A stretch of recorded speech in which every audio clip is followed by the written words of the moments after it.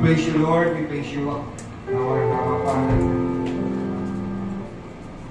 For the time we got, Panginoon, kami ay piniling ninyo. Ito ay binalap ninyo, binanyari ninyo sa pamamagitan ng iyong anak na si Jesus. Kaya na namin pong inawit. We have everything na hindi po sa kanak namin.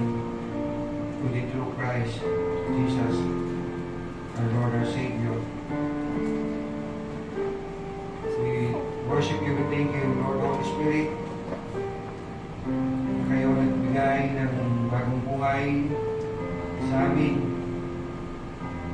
Kaya pinanggap namin ang mabuting balita.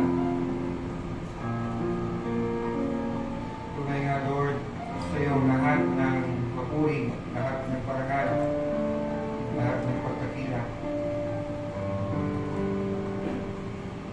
As we come, O God, to your word, Lord, we ask and pray, Panginoon, as we are your people, Panginoon,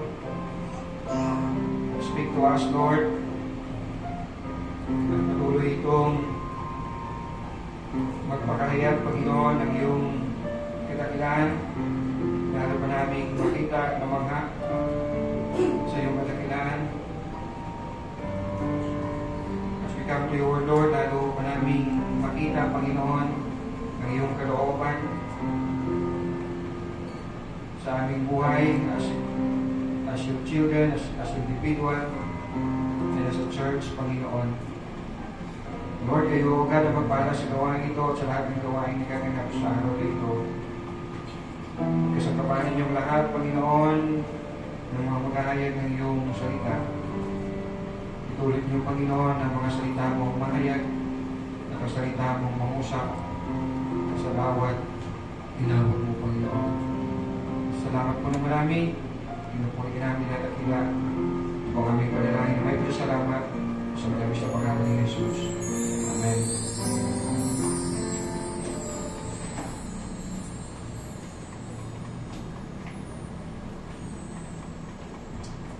Our scripture for today is from the Acts of the Apostles, chapter 8, verse 1 to 4. And so approved of his execution, and there arose on the day a great persecution against the church in Jerusalem, and they were all scattered throughout the regions of Judea and Samaria, except the apostles. Devout men buried Stephen and made great lamentations over him. But Saul was ravaging the church and entering houses after houses. He dragged off men and women and committed them to prison. Now, those who were scattered went about preaching the word. Maraming salamat po sa mga salita ng Diyos.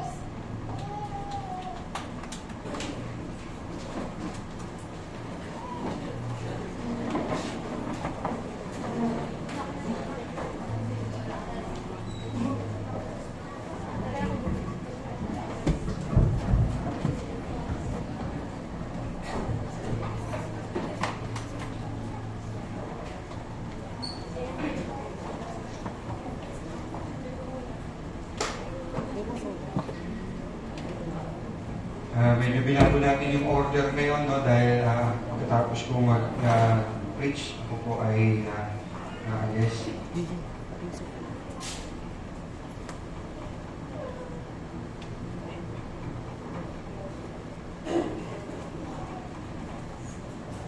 Mag-preach naman sa kabilasan sa iyo. Okay. Praise the Lord. Tayo po ay nagpapatuloy po sa ating pong tema, the Acts of the Church. And now, sa ating pong text, kababasa lamang po sa Acts chapter 8, verses 1 to 4.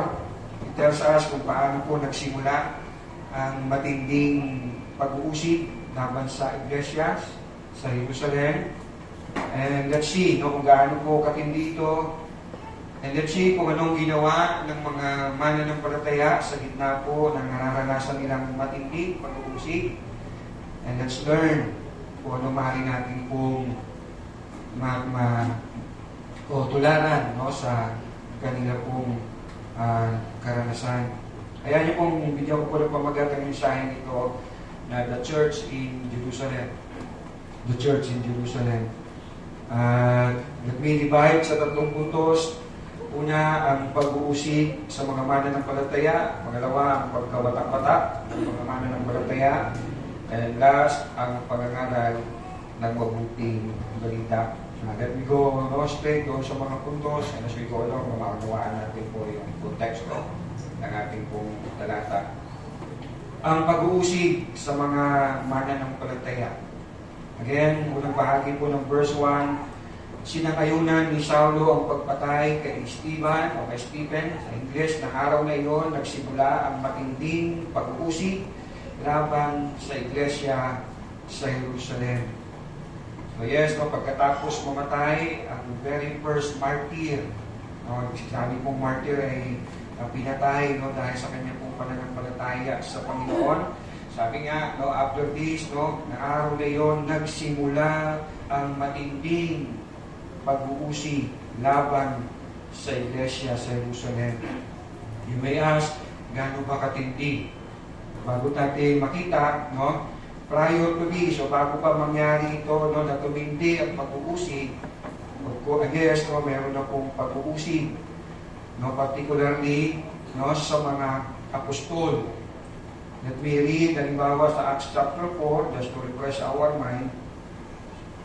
Chapter 4 ng Aklat ng Gawa, beginning verse 1 to 3, nagsasalita pa sina Pedro at Juan sa mga taong bayan nang dumating ang mga paring Hudyo, ang kapitan ng mga bantay sa templo at ang mga Saduceo. Galit na galit sila sa 2 apostol dahil tinuturo ng mga ito sa mga tao na si Jesus ay muling nabuhay at iyon ang katibayan ng muling mabubuhay ang mga patay. Verse 3, kaya't dinakip nila ang 2, ikinulong muna hanggang kinabukasan sapagkat gabi na noon. So may pag-uusig na. Hinuli si Pedro at Juan, kinulong. Then kinabukasan, sila yung marap sa Sanhedrin. Ano po naging pasya po ng Sanhedrin, the judicial body that time, na nagkritis din sa Panginoong Jesus.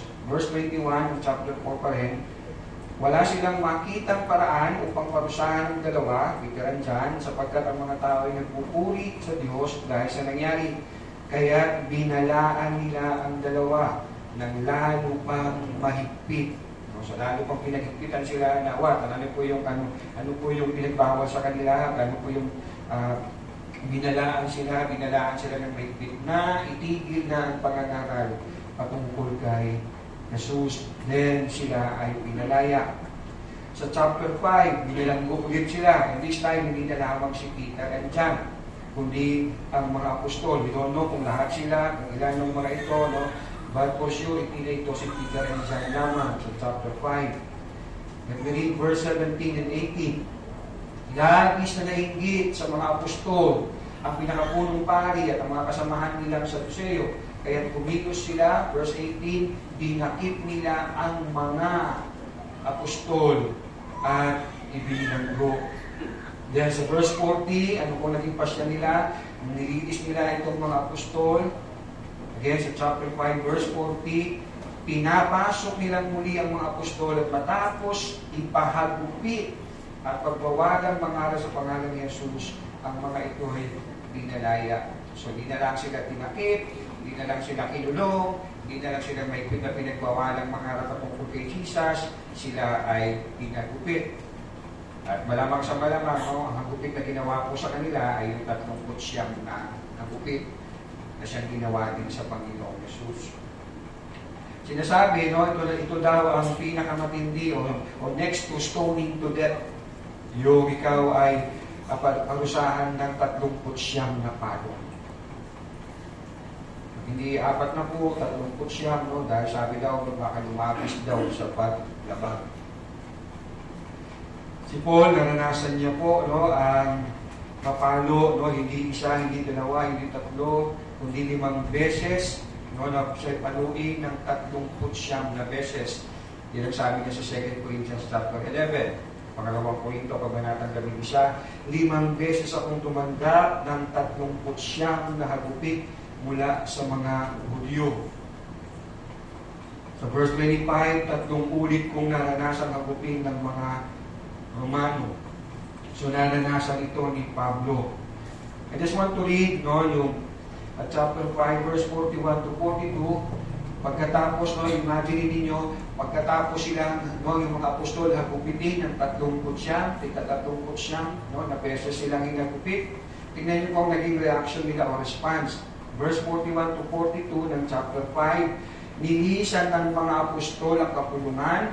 Sabi, sila'y galak na galak. Sila'y galak na galak sapagkat minarapat ng Diyos na sila'y magdanas ng kahihiyan alang-alang sa pangalan ni Jesus. O siguro kung sa panahon ito natin, baka nasa barangay na yan, nagpaparangay na. Pero yung mga apostol, tumanggap sila ng 39 na palo, umalis sila sa kapulungan na yon na nagagalak. Why? Sapagkat minarapat ng Diyos na sila'y magdanas ng kahihiyan alang-alang sa pangalan ni Jesus. And then verse 42, at araw-araw sa templo at sa mga bahay-bahay, walang tigil silang nagturo at nangaral ng magandang balita tungkol kay Jesus ang Kristo. Siguro sa panahon natin, na marami mag-iisip, may mga buwang-buwang na ito. Pagkatapos silang paluin yung 30 siguro tinamaan yung ulo nila, kaya masiraan na ng bait. Why? Imbis na maglumo sila, matakot sila, naggalak pa sila, talagang tumindi pa, araw-araw, bahay-bahay, nangaral sila ng pinag-naipit na pinagbawal sa kanila na ipangaral patungkol kay Jesus. Then sa chapter 6 hanggang chapter 7, dito na nangyari ang pagpatay kay Esteban o kay Stephen, ang kauna-unahang martir. Here in chapter 8, sa ating pong text, verse 1, nagsimula ang matinding pag-uusig laban sa iglesia sa Jerusalem. Ganito katindi, you may ask, verse 3. Samantala, sinikap ni Saulo na wasakin ang iglesia, pinasok niya ang mga bahay-bahay at kanyang kinagadkad at ibinilanggo ang mga sumasampalataya, maging lalaki o babae. So this time, hindi na lamang concentrated sa mga apostol, kundi sa lahat ng sumampalataya sa mabuting balita. Babae o lalaki, bahay-bahay, pinapasok, kinakagadkad, ibinibilanggo, ang mga sumasampalataya, maging lalaki o babae. Try to imagine yung senaryo na yun, yung pangyayari na yun. Nagbabahay-bahay na sila, para hulihin itong mga mananampalataya para ikulong. Imagine kung gaano katindi ang pag-uusig na nangyayaring ito.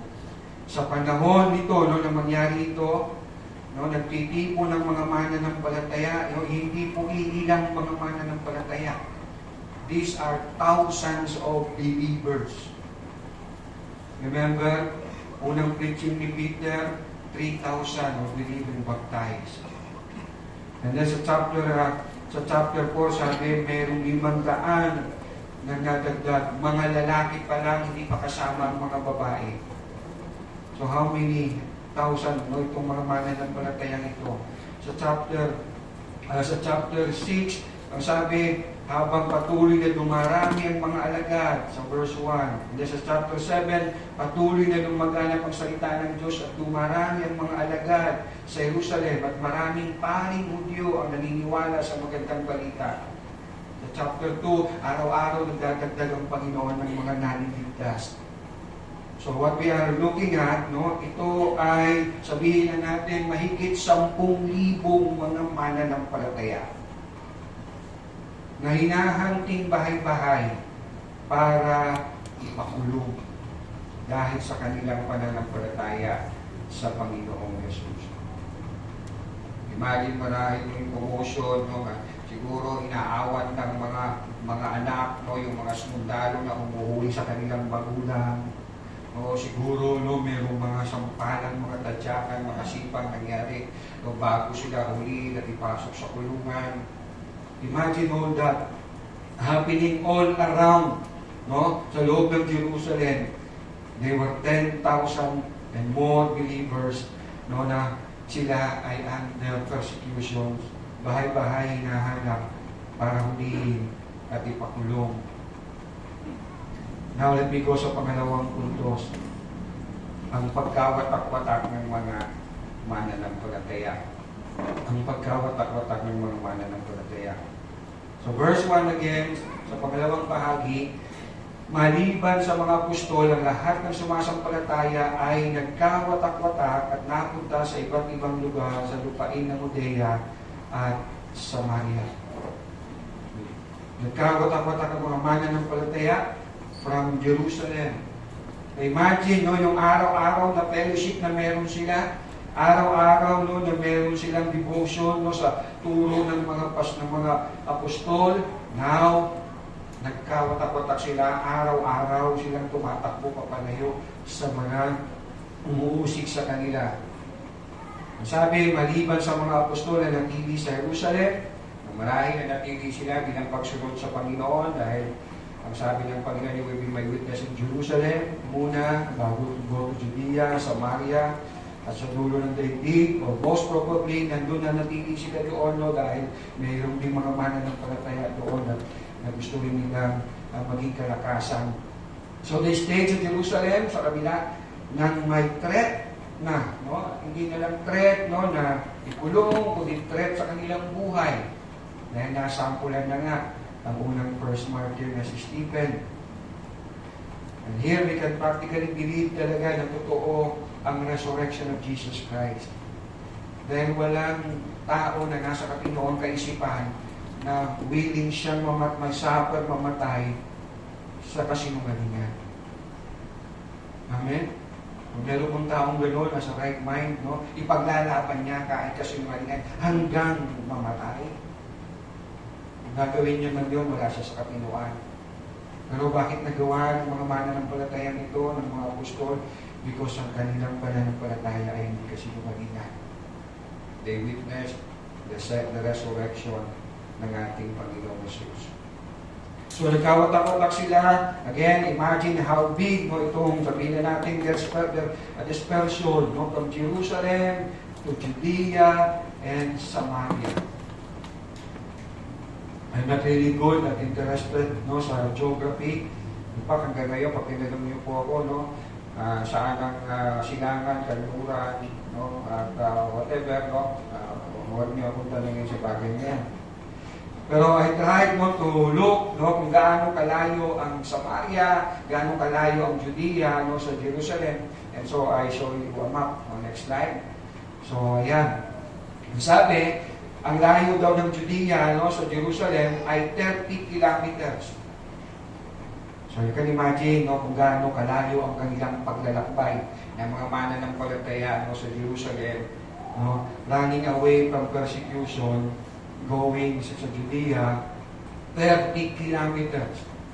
Imagine yung paglalakbay nila, 30 kilometro. Ilang kilometro going to Baclaran? Patagay na yung 30 kilometers. So, hindi ganun kalayo. So, walang means of transportation pa noon. So, 30 kilometers, no? They were running away, no? Going to Tagaytay, away doon sa mga umuusik sa kanila, nais silang mulihin, nais silang ipakulong. At ang Samaria naman, by the way, no, ang Judea, no, ay mabundok pa ito. So, imagine yung paglalakbay nila. Imagine yung hirap na pinagdaraanan nila. For sure, may mga kasama silang mga bata. For sure, no, may mga kasama silang pangalan niyan, Prince. Katulad ni Prince. So imagine that suffering na nararanasan nila, running away from persecution. At sa Samaria naman, sinasabi, ang layo, higit na malayo, no, sa Jerusalem, 104 kilometers. May nagsasabi 139 kilometers. At kung lalakarin daw ito, no, sa panahon ngayon, 4 to 5 days na lakaran. Imagine how these people suffered dahil sa kanilang pananampalataya. Sa kanilang paninindigan sa pananampalataya. And compare sa mga mananampalataya sa panahon natin. Nagwalis lang ng kaunti, entitled na. Nagbuhat lang ng bangko, nagbuhat lang ng whatsoever. No, title na, kailangan may jacket at cellphone na. Pero itong mga to, 4 to 5 days naglakad, under the heat of the sun, wala namang binanggit na nagpadala ang Lord no, ng what? No, pillar of clouds, no, sa umaga, katulad ng nangyari sa Exodus. Walang ganun nangyari. So imagine how these people suffered dahil sa kanilang pananalig sa Panginoon. Ito ang pinagdaanan ng mga mananampalataya sa panahon ng mga apostol. Let me read Hebrews chapter 11. Hebreo, Kabanatang 11, 36 to 38. Mayroon namang hinamak at hinagupit. Hebrews 11, 36 to 38. Mayroon namang hinamak at hinagupit at mayroon ding ikinadena at ibinilanggo. Ang iba naman ay pinagbabato, nilagari sa dalawa, at pinatay sa taba. Ang iba'y nagdamit ng balat ng tupa at kambing. Ang iba'y namulubi, inapi, at pinagmalupitan. Hindi karapat-dapat sa kanilang daigdig. Nagpag-alagala sila sa mga ilang at kabundukan. Nagtago sila sa mga yungin at lugla sa lupa. These are what? Ito yung mga mananampalataya na dumanas ng pag-uusig because of their faith. Dati, nung dito pa kami nakatira, napapansin ko pag Sunday, no, yung mga kababayan natin dito sa mga kabarangay o ka-subdivision natin, no, pag pupunta sila, sasamba sila sa Catholic, no, makikita ko may pasan silang mga upuan, bangkito, no, para sila ay makapagsamba, marahil para makaupo ng komportable at makapag-focus sa pagtatrabaho. Minsan si Kristiyano, daming arte. Ay, walang nagpigil, ay. And these were believers. These were believers na wala silang ginawa kundi ang sumampalataya at magtiwala lamang sa gospel, pero they were suffering as if they were criminals. As if no, na meron silang ginawang napakalaking kasalanan para sila pahirapan ng ganoon na lamang. Ang mga paghihirap ng mga mananampalataya noon ay directly connected sa kanilang pagsunod sa Diyos. How about in our time?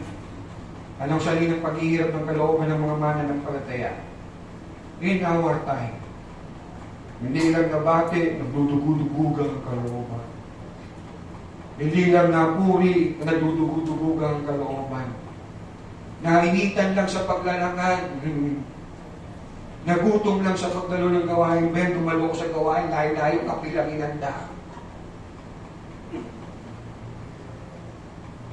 Ano mga paghihirap ng kalooban ng mga mananampalataya sa ating panahon? Nagmarites lang. Napagod sa practice, sa worship. Napagod sa paglilinis ng church. Napagod sa paglalakad, going sa cottage prayer meeting. Ito yung mga hirap po muli na naranasan ng mga mananampalataya in our time. Pero in their time, persecutions, na may death threat.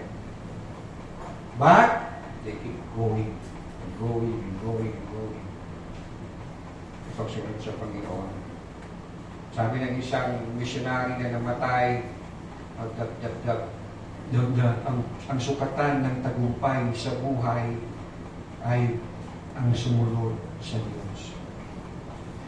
Hindi yung anong meron ka sa mundong ito, anong title meron ka sa mundong ito, hindi kung alam mo na ikaw ay nasa gitna ng kalooban ng Diyos. Yan ang tunay na tagumpay.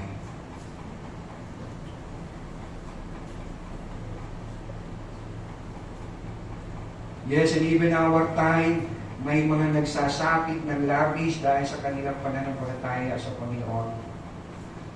Look at this slide. Ito ay sa North Korea. Na sinasabi ng Open Doors, ito ang pinakadelikadong lugar para sa mga mananampalataya. Pero sinasabi, sa North Korea, merong 400,000 believers. This may be small, no? Kumpara sa populasyon nila. Ito, hindi ko nilagay kung ilan ang populasyon nila. Pero imagine that. Sa kabila ng North Korea ay napakadelikado para sa mga mananampalataya, merong mga mananampalataya sa lugar na yun.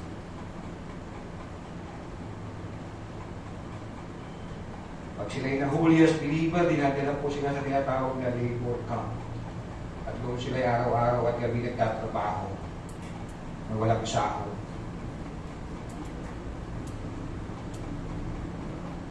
Ang kinakain nila ay halos hindi makain. But still, hindi nila ma-denounce yung faith nila. Ayan, they would allow na maghirap sila, magdusa sila, kaysa sa i-renounce sa kanilang pananampalataya sa Panginoon. North Korea. Sino gusto mag-missionary sa North Korea? Taas ang kamay. Maghanap tayo ng sponsor agad. Padala natin. Sinasabi, no, just this year, sabi ng Open Doors, 365 million sa buong mundo ang dumaranas ng high level of persecution. So, hindi lang ito yung, buang-buang ka, hindi ganoon. No? Matinding persecution, meaning na meron na itong death threat, meron na itong pananakit, 365 million believers. For sure, hindi tayo kasama doon sa 365. Huwag tayo masuri.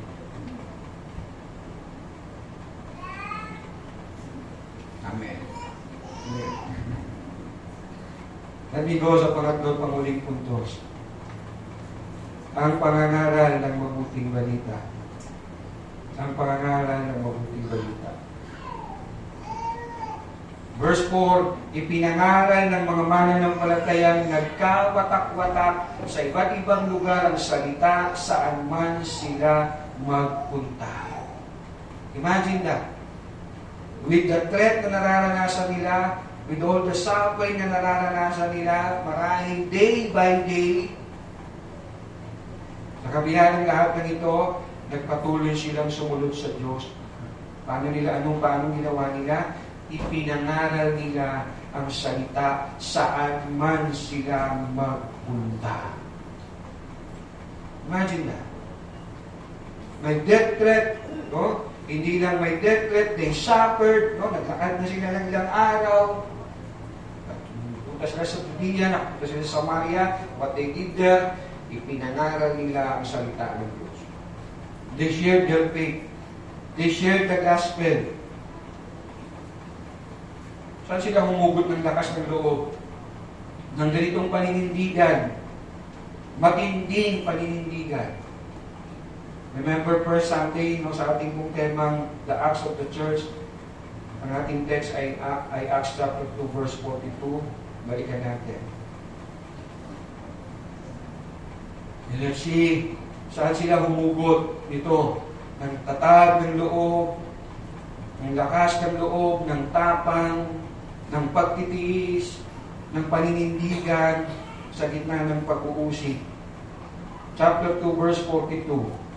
Inilaan nila ang kanilang mga sarili upang matuto sa turo ng mga apostol, magsama-sama bilang magkakapatid, magsalo-salo sa pagkain ng tinapay at manalangin. Opo, saan nagmula yung lakas na meron sila, paninindigan na meron sila? Sa mga aral ng mga apostol na kanilang dinibutan kanilang buhay sa mga aral ng mga apostol. And so, kahit umanas sila ng pag-uusig, pagkakulong, pagkahagupit, no? For sure, no? Hindi po lahat ng tumakbo papunta ng Judea at Samaria, no? Lahat ng kamag-anak nila ay naligtas. For sure, no? Merong mga nakulong at may mga nahuli. Hindi naman nila i-announce na, magtago na kayo at uhulihin namin kayo. So, merong mga nahuli for sure. Pero, still, nandun yung kanilang devotion sa Lord, nandun yung katatagan nila. Bakit? Kasi merong ugat na yung salita ng Diyos sa buhay nila. How did it happen? Kasi they devote their lives sa turo ng mga apostol. Salita ng Diyos ang naging kalakasan nila. Salita ng Diyos ang naging sandalan nila para magpatuloy sa gitna ng mga pag-uusip. Salita ng Diyos ang hugot nila. For sure, no, tinuro ng mga apostol.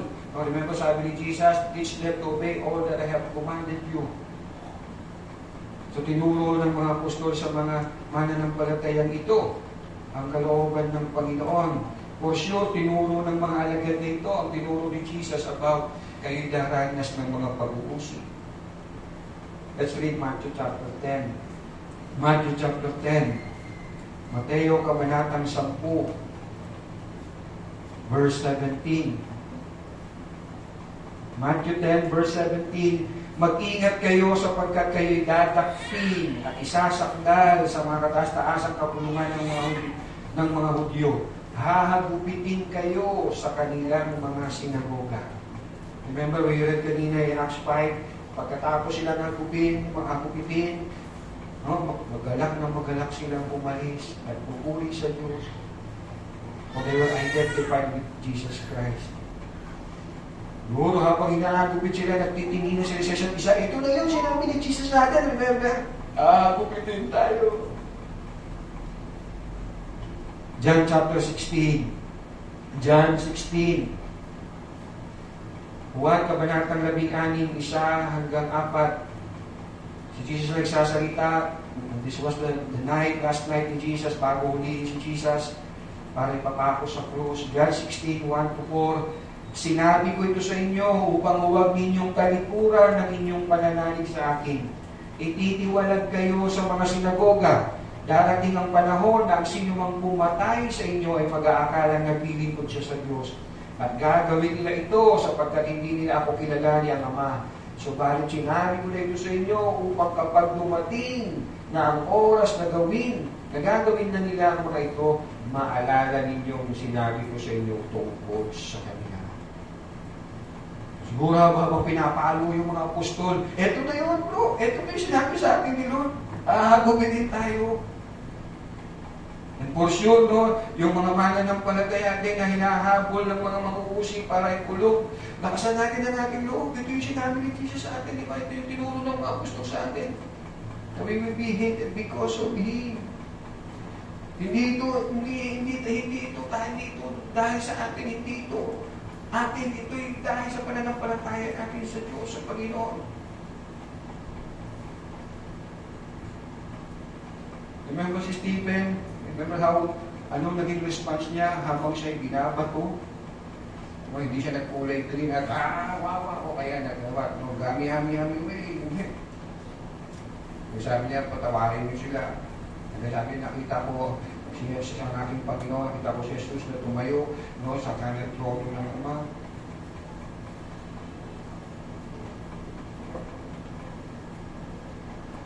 Kasi believer, si mananampalataya, kapag walang salita ng Diyos, pagkasabi ko sa iba't nabi, mahuna yan. Mahuna sa buhay. Magburo-buro sa buhay. So yun ang hugot ng mga mananampalataya nito. Siguro nagtatapik-tapikan sila, siguro may iba nangihina na, bro, tuloy lang tayo. Ito yung sinabi ng mga alagad sa atin. Ito yung sinabi ni Jesus sa kanila. Na we will be hated because of Him. We will suffer because of Jesus. Again, sabi ni Jesus sa verse 1 sa John 16, sinabi ko ito sa inyo upang huwag ninyong talikuran ng inyong pananalig sa akin. Then sa verse 4, subalit sinabi ko ito sa inyo upang kapag dumating na ang oras na gagawin na nila mga ito, uulihin kayo, papaluin kayo, papatayin kayo, maalala ninyo ang sinabi ko sa inyo tungkol sa kanila. Paano kung walang salita ng Panginoon? Kapag nakita niyang maraming tumatalikod sa pananampalataya, maraming mali-mali sa pangangaral ng salita ng Panginoon, you should think, he or she would think, hindi siguro totoo ang pananampalataya ng Kristiyano. Dami na tumatalikod eh. Dami ng mali-mali na kung ano nung nagsasabi sa pulpito eh. Siguro hindi nga siguro talaga totoo ang Christian faith. Rock and roll na lang. O kaya, matatangay na lang ng agos ng mundo. Sabay na lang tayo sa agos ng mundo. Kung ngayong Bible ang gulo eh. May nasabi ganito, may nasabi na ganyan. O yun, pumalikod na sa pananampalataya, super Christian yan. Ba't wala na? Kapag wala kang salita ng Diyos, gano'n ang iisipin mo. Pero sabi ng Panginoon sa mga alagad, pag dumating yan, alam nyo na. Sinabi kayo sa inyo upang hindi kayo mawalan ng panahali. So see the church ng Jerusalem, sa kabila po ng pag-uusig, paghihirap na naranasan nila, pinalaganap nila ang salita ng Panginoon. Imagine, pamilya ito na naghihirap dahil sa pananampalataya nila sa Panginoon. Hindi ito individual. Mahal iba-iba ng degree ng hirap nila, pero pamilya itong naghihirap because of their faith sa Lord. No, they could just, shut their mouth. Okay, hindi na kami naniniwala kay Jesus para malibre na kami sa persecution. Pero hindi. For the sake of Christ, nanindigan sila, nilayangan nilang mag-suffer sila for the sake of the Lord Jesus Christ. Nalagay sa pangalim ang buhay nila. Imagine, naglalakad sila araw-araw ng ganong kalayo, tumatakbo, nagtatago, but still, nanindigan sila sa kanilang pananampalataya sa Panginoon. They could just easily say, oh, simple lang naman ang gusto ng mga Hudyo na yan. Huwag nating ipangaral si Jesus. Bakit hindi na natin pagbigyan? So, makapag-relax na lang tayo sa buhay. Make it life easy. Ang dami ko lang problema sa buhay. Tuition fee, business. Baka huwag na lang yung fake na yan. Hindi. They go on with their faith. Kahit may death threat sa kanilang pananampalataya. Then again, hindi lang threat, nararanasan na nila yung threat. Bakit? Kasi alam nila ang turo ni Lord. Alam nila ang salita ng Panginoon. Imagine, nangalat sila, naliwan yung mga apostol sa Jerusalem, nangalat sila sa Judea, Samaria. Anong ginawa nila? Hindi lang sila nagtago, hindi lang sila tumakbo papalayo sa mga nag-uusig. Ibinahagi nilang mabuting balita. Gaano karaming Kristiyano sa ating panahon? Kapag nagsarahan kaya ang simbahan, nagsarahan kaya lahat ng pastor ay hinuli at dinala sa North Korea, makakapag-share kaya ng gospel? May papaliwanag kaya ang Ebanghelyo? Pero itong mga taong ito, wala na yung mga apostol, wala nang fellowship na malaya, may death threat sa kanila, pero no problem. We can share the gospel. Nasa puso natin na ang gospel. Kahit nakapikit, kaya natin ipaliwanag with conviction ang mabuting balita na pinanaligan natin. Acts chapter 11. Acts chapter 11, verse 19 to 21. Gawa kabanatang 11, 19 to 21. May mga mananampalatayang nagkahiwa-hiwalay dahil sa pag-uusig na nagsimula noong patayin si Esteban, na nakarating sa Phoenicia, sa Cyprus, at sa Antioquia. Ipinangaral nila ang salita, ngunit sa mga Hudyo lamang. Subalit may kasama silang mga taga-Cyprus at mga taga-Cyrene, na pagdating sa Antioquia ay pinangaral din sa mga Griego ang mabuting balita tungkol sa Panginoong Jesus. Nasa kanilang kapangyarihan ng Panginoon at maraming naniwala at sumunod sa Panginoon. Kahit nasa Jerusalem yung mga apostol, walang nag-lead sa kanila, no problem. Nag-debut tayo, diba, sa salita ng Diyos sa turo ng mga apostol. Nandito na yan sa atin, diba? Nandito na yan sa atin. Let's spread. Let's share it. Ganito ang galawan o acts ng church noong panahon ng mga apostol. Ganito nakikilala o kinilala ng mga mananampalataya noon sa pangangaral ng mabuting balita sa gitna ng banta, sa gitna ng panganib. Kaya ang mga mananampalataya ngayon. Ang church ngayon, paano kaya nakikilala? Ang church ngayon, mahingay lang. Gaano karaming professing believer. Ang hanap ay magarang simbahan, convenient na simbahan, na comply sa oras nila, sa demand nila, sa pangangailangan nila. Simbahan na pinat-bother yung kanilang way of living. Simbahan na hanggang pagdalo at offering lang ang nire-require. Gaano karaming professing believer, zero commitment sa church. Basta lang may just come and go sa loob ng simbahan ninyo. That's it, period. Gaano karaming professing believer ang sabi na knows hymns, alam ang maraming kanta, but don't know Him. Don't know Christ Jesus. Nagsilakihan sa simbahan, pero hindi nakikilala si Kristo. Pero maraming alam na kanta.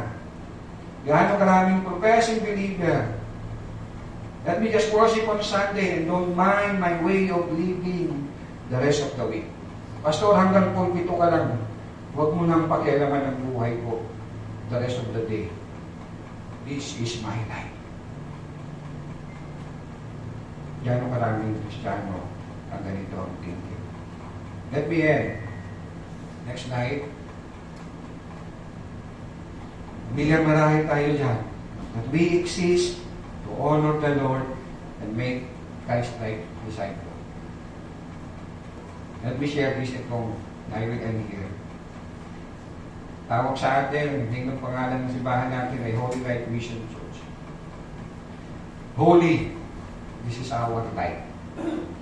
Ito yung buhay natin. To live holy. Pakisabi sa yung katabi, be holy. Let's live a holy life. No? Hindi yung sinasabi ng pastor na maraming Kristiyano, holy kapag Sunday, the rest of the day, the rest of the week, holimaw. No, we're not. We are holy. So let's live holy.